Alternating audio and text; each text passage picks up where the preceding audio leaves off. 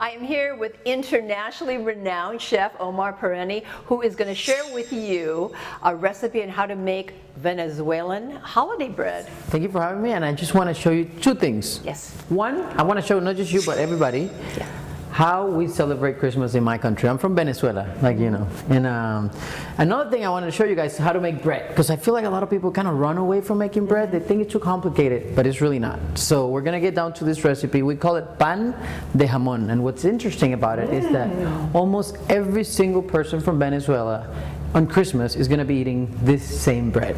Ooh, and we're going to eat it. Yeah, let's get into it. So we have some water, we have some yeast, we have some salt, and then some ingredients that we use to enrich the dough, and that's sugar, eggs, and butter. Okay, so what we're going to do first is mix or dissolve our sugar in the water, and then we're going to go ahead and put our instant yeast in there. Okay. Some recipes are going to ask you to activate the yeast. Now, if you really trust in the source where you got this yeast from, you don't really need to do that. That's only if, like, let's say it's been open for too long and you're not sure that's like well kept or fresh. So we're going to dissolve that in there. And in this bowl, we're going to do it by hand. Okay. So in this bowl we have high gluten flour or bread flour. So we're going to make like a little volcano, and in the middle it goes our mixture of, like I said, water, yeast, and the sugar. There you go.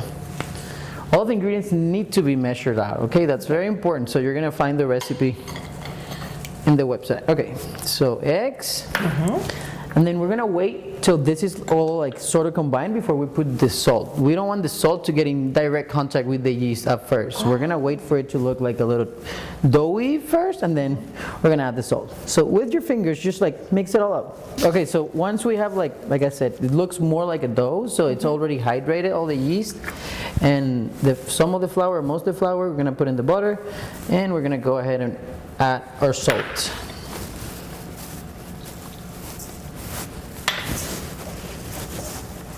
And let's give it a nice mix. We're gonna have to work it with our hands, or you can also use your mixer. If you have a mixer at home, just use the dough hook, and you're gonna work it. It's gonna take a minute, but you're gonna need to make sure that it's very, very soft. Okay, so at this point, once you know most of your ingredients are basically not sticking in your bowl anymore, we're gonna go ahead and work it in our table. Okay.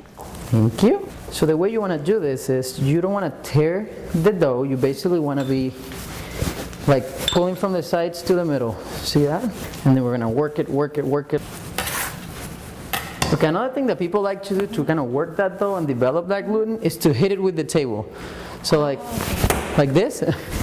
And you can do that a couple more times. Okay, so you see how that texture is coming all together? It's all soft now. Yes. And you see that elasticity, that plasticity that we were talking about? Yes. So we roll it, and then we're gonna put it in a bowl.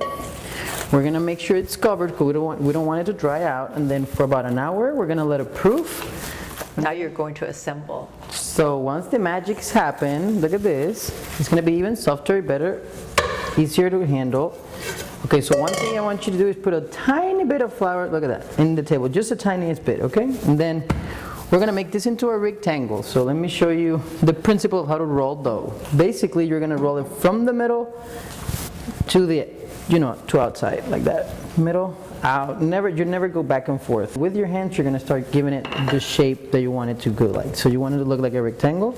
So you're gonna help it a little bit. And again, from the middle, from the center, and then to outside. Here we go. All right, so at this point, now that it looks like a rectangle, we're gonna go with our Goya olives, or aceitunas we call them, huh? Yes. So you're gonna put an entire row at the very top right here. See, one next to each other. Okie dokie. Then what we're gonna do here is like roll just the olives in there. See, like that? With your fingers, you're just gonna make sure they're trapped. Excellent. So once we have that, we're gonna use our smoked ham, and we're gonna put it all over it like this. We want to leave a tiny bit outside so when we roll it, people can see what's made of. You want to do half and not do the other half? Yes. Excellent. One more row. Okay, so one of the things that we really like in Venezuela is that combination between sweet and savory. So that's why we have the smoked ham, we have the olives, and then we're gonna have some raisins. Look at that. All right, and then we're gonna have a little bit of piloncillo. You know what piloncillo is, Cindy? Brown sugar. It's this unrefined, brown sugar that gives that really delicious, sweet, and rich flavor. Yes. And then some people actually like putting some bacon in it. And now we're gonna start rolling. So something very important is that you want it to be tight, very, very tight. So you pull and roll, okay. And then as tight as you can, you're gonna pull, and roll. So it's like double movement. You're gonna pull and roll. And then I'm gonna show you what we're gonna do with this little extra dough at the end. Here with your spatula, we're gonna cut it in 16 little strips.